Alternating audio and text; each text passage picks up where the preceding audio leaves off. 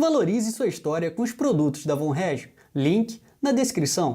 Fala Brasil, TV Imperial no ar e hoje um vídeo mais descontraído, mas que ainda assim Voz MC pode tirar aprendizados sobre a formação de nosso país. E dessa vez, vamos com as 20 maiores curiosidades sobre o Carnaval. Então já deixa seu like, se gosta de nosso trabalho, considere fazer uma doação no Apoia-se, siga-me também no Twitter e no Instagram, os links estarão na descrição, e vamos logo ao que interessa.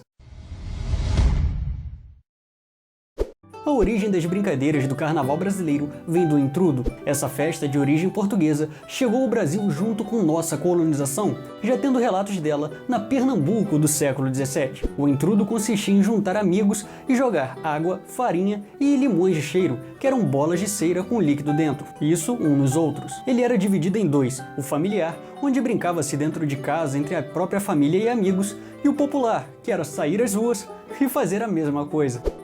Mas, mesmo com a simpatia de nossos imperadores pela festa, com o tempo as coisas mudaram. Os foliões começaram a brincar com quem não queria e, para piorar, passaram a jogar sujeira nas pessoas. Por isso, esse modelo foi desestimulado até que em 1854 foi decretado que o intrudo deveria ser a seco. Assim pararam de jogar água e farinha e passaram a jogar confetes e serpentinas. Era o início de nosso carnaval de rua. Entretanto, um pouco da raiz do intrudo sobrevive ainda hoje, especialmente na região norte do país, como na cidade de Arraiás, em Tocantins. E a reboque da chegada da corte portuguesa ao Rio em 1808, tivemos mais uma das primeiras mudanças para civilizar a festa brasileira. Assim, apesar de já ocorrerem bailes por aqui desde 1641, em honra ao rei Dom João IV pela restauração da independência portuguesa, houve uma maior importação dos bailes de máscaras de Paris para ser o novo modelo de nosso carnaval. Porém, o mais famoso desses bailes ocorreria em 1840, na Regência. Organizado por uma italiana, seu objetivo era dar ao Império aspectos do carnaval veneziano. Seus convidados eram membros da elite carioca. Entretanto, com o tempo, esse tipo de baile também foi sendo popularizado e deixou como marca as fantasias e roupas de gala, usadas até hoje na avenida. Foi nessa época que surgiram outras bases do carnaval, os cordões e blocos. Em decorrência da polêmica do intrudo, os cordões consistiam em fechar ruas com cordas, e até esse limite, o pessoal se divertia com desfiles, fantasias e música. Isso evitava choques com quem não queria participar. Já o Congresso das Sumidades Carnavalescas, fundado em 1855 por membros da elite, como o famoso José de Alencar, foi o primeiro bloco oficialmente organizado. E ainda sobre esse bloco, é dito que seus participantes, devidamente fantasiados, foram até o Palácio Imperial de São Cristóvão fazer um pedido a ninguém menos que o imperador Dom Pedro II. Esse pedido era para que a família imperial assistisse ao desfile deles, e o imperador aceitou. E o tipo de música que era tocado? Bom, de início eram ritmos europeus, como a valsa e a polca, tanto que viriam influenciar o futuro samba. Mas foi a partir da década de 1880 que as primeiras marchinhas de carnaval surgiram nos salões. E em 1890, Chiquinha Gonzaga, a primeira maestrina brasileira, criou a primeira música exclusivamente para o carnaval, o Abre Alas. O abre alas, eu quero passar.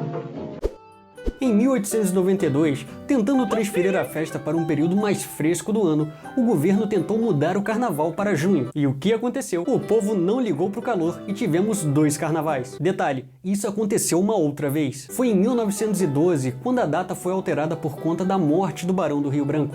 Novamente tivemos dois carnavais.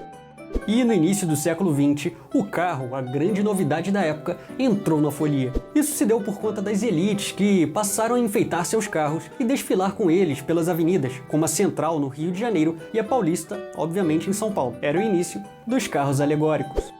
E como já falamos em Realeza, não poderia deixar de mencionar ele, o Rei Momo. Originalmente, Momo vem da mitologia grega, sendo filho do sono e da noite. Ele foi expulso do Olimpo porque tinha como diversão ridicularizar as outras divindades. Já a ideia de Rei Momo veio a surgir no Brasil em 1933, quando o jornal A Noite criou um boneco de papelão que batizaram de Rei Momo, primeiro e único. E no ano seguinte, o mesmo jornal decidiu dar vida ao rei, fazendo um concurso para a escolha do soberano do carnaval. Os critérios eram que o homem deveria ser um homem alegre, carismático e com cara de glutão. O eleito foi Moraes Cardoso, e assim, entre os gritos de Vive le Roi, que significa Viva o Rei em francês, nascia para o Rio de Janeiro o primeiro Rei Momo. Para se ter ideia da importância do Rei Momo para o Rio, além de uma lei estadual de 1968 oficializar sua eleição, é costume que o prefeito entregue, nos primeiros dias de carnaval, a chave da cidade ao soberano. Mas um rei não é nada sem sua família real. Por isso, apesar de menos conhecidas, também temos a rainha e princesas, o trio de belas mulheres que compõem a corte real e, ao lado do rei, abrem as festividades. Parece até que essa república tem uma certa tradição monárquica, hein? Se estamos falando de carnaval, não podemos deixar de falar do samba, certo? Mas você sabe de onde vem o termo samba? Sua raiz vem de semba, da língua banto de Angola. Essa denominação era utilizada para designar um tipo de dança que os africanos faziam, conhecida como umbigada. Bom, acho que eu não preciso explicar como era essa dança, né? A primeira escola de samba foi criada em 1928, no Rio de Janeiro. Chamava-se Deixa Falar. Anos depois mudou seu nome para Estácio de Sá, e foi a partir deste momento que o carnaval de rua começou a ganhar o formato que conhecemos hoje. E poucos anos após a criação da primeira escola, veio a ideia de competição entre os outros grêmios que surgiriam, para saber qual seria campeão do carnaval. Essa ideia veio de ninguém menos que o jornalista Mário Filho, irmão de Nelson Rodrigues, no ano de 1932. E por falar nas escolas, não poderia deixar de comentar a certa união com o Império. Mas essa daqui, quando eu vi pela primeira vez, eu parei e falei, rapaz, eu conheço esse brasão. Trata-se da Acadêmicos de Santa Cruz. Agora me diz, tem como falar que esse brasão não é inspirado na bandeira imperial? Essa daqui não é bem uma curiosidade, mas uma dica. Em tempos que falam que a música brasileira não tem letra, os sambas enredos são uma certa exceção. Isso porque suas letras, quando não tentam lacrar, têm boa base e contam bem nossa história.